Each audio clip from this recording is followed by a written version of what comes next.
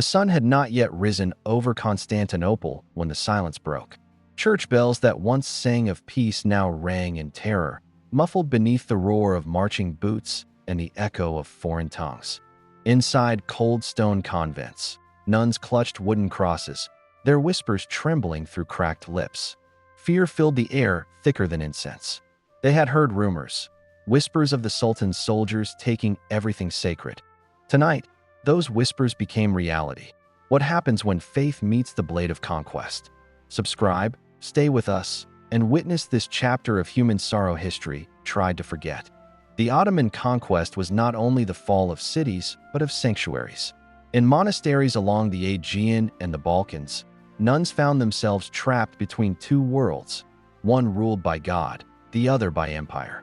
Their prayers turned to pleas, their rosaries to relics of resistance. Many refused to flee, believing divine mercy would protect them. But as iron gates splintered and banners of the crescent rose over church spires, faith met fire.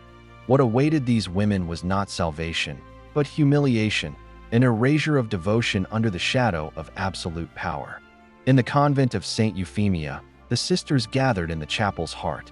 The oldest nun, Sister Theodora, pressed her trembling fingers to the altar, whispering, "We have nowhere else to go." The youngest, barely 16, wept beside her. Outside, the sound of steel scraping against wood grew louder. The walls quivered. Smoke seeped through the windows. Some say the Ottomans spared the innocent. Others say conquest knows no innocence. What history agrees on is this: the convent did not survive the dawn. Only fragments of torn psalms were found, drifting like ghosts over smoldering stone. To the Ottoman Empire, the conquest of Christian lands was not merely territorial, it was spiritual domination. Churches became mosques, relics became trophies. The taking of nuns, some historians say, was symbolic, meant to break the spirit of the conquered and show that no vow of purity, no wall of devotion, could defy the Sultan's reach. Within the empire's chronicles, such acts are seldom mentioned. Yet within Christian records, the stories burn like scars, whispered in monasteries for centuries as warnings of faith tested by flame. The empire's laws declared protection for the people of the book, yet in practice, faith was often bent to the will of the sword. Conquered convents were converted into armories or harems, where silence replaced prayer. Some nuns were forced to serve within Ottoman courts, veiled not by choice but decree. Those who resisted vanished into the annals of unrecorded suffering. Their stories, fragmented and scattered, survive only through letters smuggled across borders, pleas written in candlelight, inked in despair, and hidden beneath the folds of tattered habits. Imagine the echoing halls of once holy places, the scent of incense replaced by iron, the hymns by foreign songs. The stones themselves seemed to mourn. Artists of later centuries painted these ruins not as buildings, but as broken bodies, arches like outstretched arms reaching for a heaven that had turned away. For the nuns who lived through it, survival was not victory, but haunting. Every day they woke to memories too heavy to carry, and yet they endured, their faith reshaped by grief, their silence more powerful than 1,000 sermons. Sister Helena, captured from a convent near Thessaloniki, wrote in her final letter that the greatest pain is not death, but forgetting God in fear. Her words became a testament to countless unseen martyrs. Though her fate remains uncertain, her writing reflects the voice of many. Those who bore witness to the empires might yet refuse to let their devotion die. Even in captivity, some secretly prayed beneath Ottoman palaces, whispering psalms into the marble floors. They turned their suffering into defiance, a silent rebellion of the soul. The Ottoman soldiers themselves were not all monsters. Some, historians note, were mere instruments of conquest, following orders from a machine larger than their will. Yet within that machinery lay cruelty justified by faith and war. Empires have long wrapped brutality in righteousness. And as the walls of convents fell, so too did the illusion of divine protection. What happens when the faithful realize that God may not intervene? The world watched, but none dared to speak, for power respects silence, and silence feeds empires. In Anatolia's heartlands, stories persisted of nuns taken to serve within harems as attendants or healers. Some adapted, hiding their prayers beneath Turkish veils, turning their knowledge of herbs and medicine into tools of quiet survival. Others resisted until death, their bodies found clutching crosses as though refusing the world's final command. The empire's chroniclers called them stubborn relics of the old faith. But to their people, they became saints of resistance, martyrs not by sword, but by spirit. Centuries later, pilgrims who visited these sites spoke of strange sounds at night, soft chanting rising from beneath the earth. Locals claimed the spirits of fallen nuns still prayed within the ruins, their devotion outliving their oppressors. Whether ghost or memory, the haunting remains. Even the wind that passes through these places carries the echo of voices once pure and fearless. It is said that when candles flicker in certain churches of the Balkans, it is not the draft, but the sigh of those who refuse to be forgotten. But this is not merely a tale of suffering. It is also one of endurance. The Christian faith in Ottoman lands adapted in silence. Convents rebuilt underground, hidden behind markets or beneath vineyards. Young girls disguised as widows or weavers carried secret psalms sewn into their garments. A quiet revolution bloomed beneath the empire's grandeur, a defiance of the spirit that empires could not crush.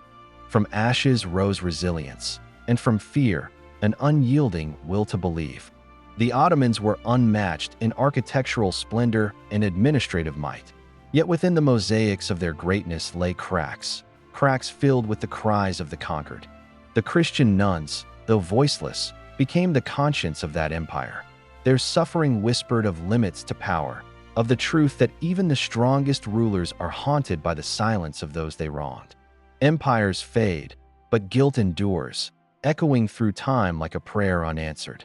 Centuries after the conquests, travelers from Venice and Vienna recorded ruins that once housed the pious.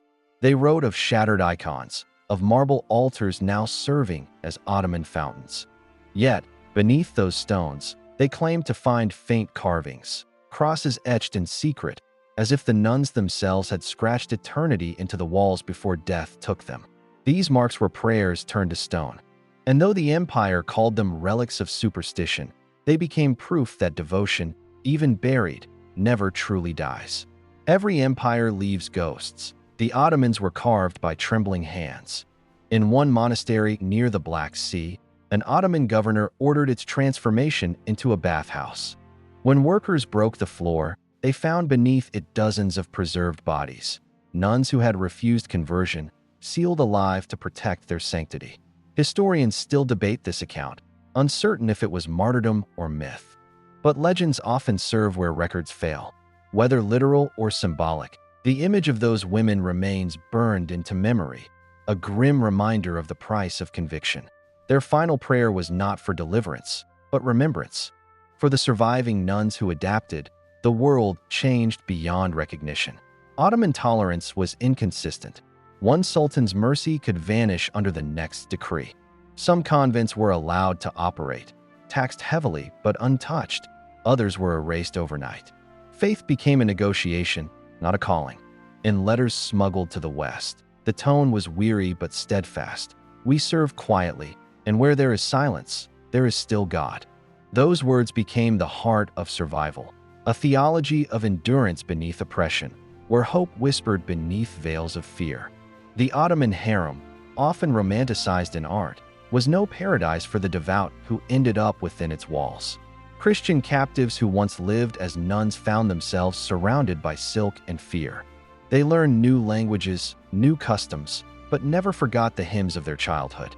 Some converted out of necessity, others feigned obedience.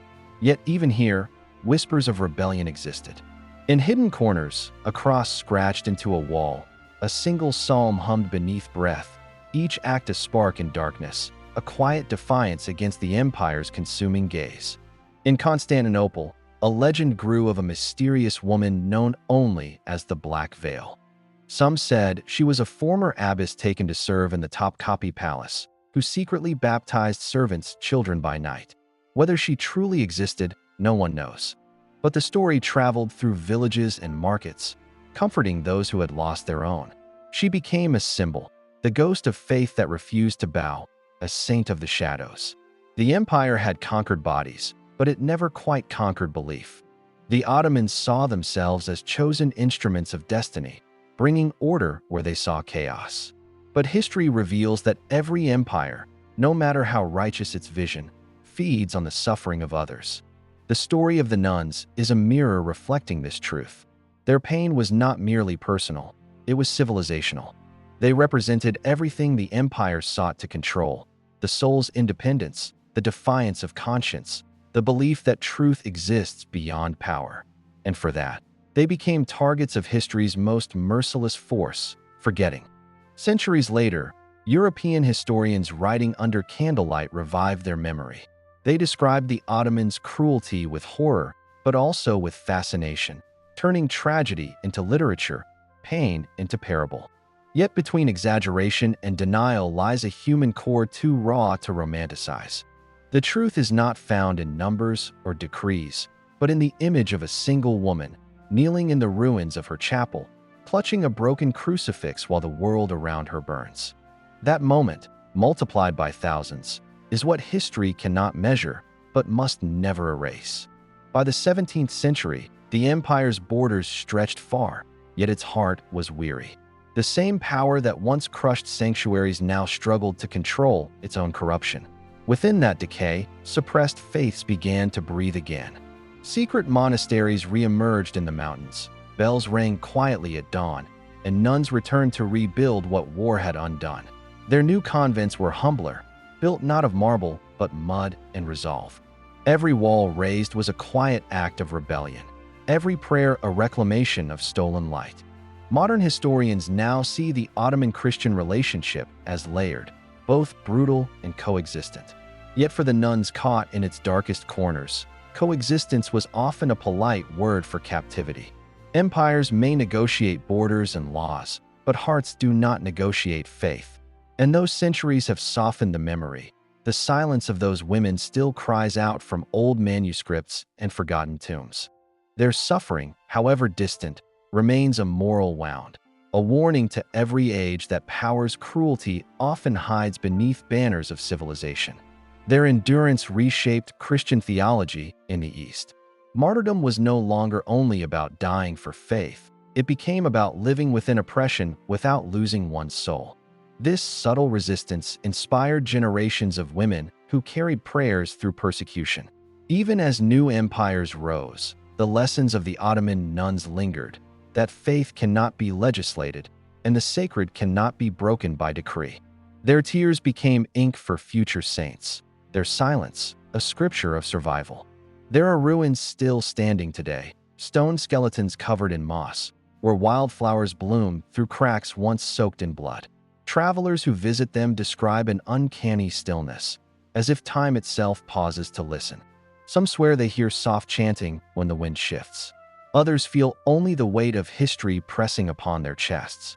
But whether haunted or hallowed, these ruins tell the same story: that empires fade, cathedrals crumble, yet faith endures like an ember under ash, waiting for breath to rekindle it. One Ottoman chronicler, centuries later, wrote regretfully, "We conquered cities, but not hearts. We silenced prayers, but not belief." It was an uncharacteristic confession in an age of pride. Perhaps he too had seen the haunted eyes of women whose faith no force could erase. Perhaps, in his own silence, he envied them. History, after all, is written not just by victors, but by those who could not look away. The story of the nuns, in his words, became less about religion, more about the frailty and strength of the human spirit. Empires often measure greatness by monuments, yet true legacy lies in memory. The Ottomans left mosques, bridges, and palaces, but the memory of their cruelty lingers far longer than their marble. And within that memory, the Christian nuns stand as quiet pillars, symbols of how belief can survive even beneath the boots of empires. Their suffering was not in vain. It carved into time the reminder that no power lasts forever, and that even the conqueror must one day answer to the silence of the conquered. Today, their legacy remains hidden in plain sight, in old hymns sung by Eastern churches, in relics preserved beneath modern cities, in stories told by grandmothers beside candlelight. Some of their names are lost forever, but their spirit breathes through centuries. Their story is not of vengeance, but of witness.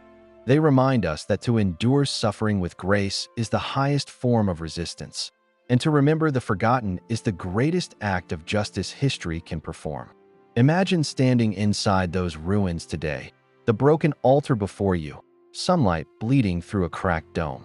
The silence feels alive. You can almost hear the whisper of ancient prayers, the faint echo of faith that refused to die. Every scar on the wall tells of hands that built, prayed, and bled. And as the wind carries their song into the distance, one cannot help but wonder, how much of humanity's cruelty is born not of hatred, but fear of the light in others? The Ottoman nuns' tragedy is not isolated. It mirrors every era where faith and power collide, where conquest turns devotion into defiance. Their story is a thread woven through the human condition, connecting crusades, inquisitions, and revolutions alike. It reminds us that the oppressor and the oppressed are bound by history's cruel symmetry. One forgets, the other remembers. And in that remembering lies redemption, a chance for the future to finally learn from the ashes of the past. If the walls of those convents could speak, they would not curse their conquerors. They would weep for a world that still repeats their pain. For every empire that rises on the promise of order, another sanctuary falls in silence. And so, history circles endlessly, teaching through ruin, through loss, through memory. The story of these nuns is not merely a warning, it is a prayer, a plea that we, the living, learn to value mercy above might, conscience above conquest. And as we close this chapter, remember their silence. Let it echo beyond screens, beyond centuries. They cannot speak for themselves, but we can listen. If you believe their story deserves to be remembered, to never fade beneath the noise of history, then share their truth. Like this video, subscribe, and join us as we uncover more forgotten stories buried by time. Because remembrance itself is resistance, and through remembrance, the lost finally live again.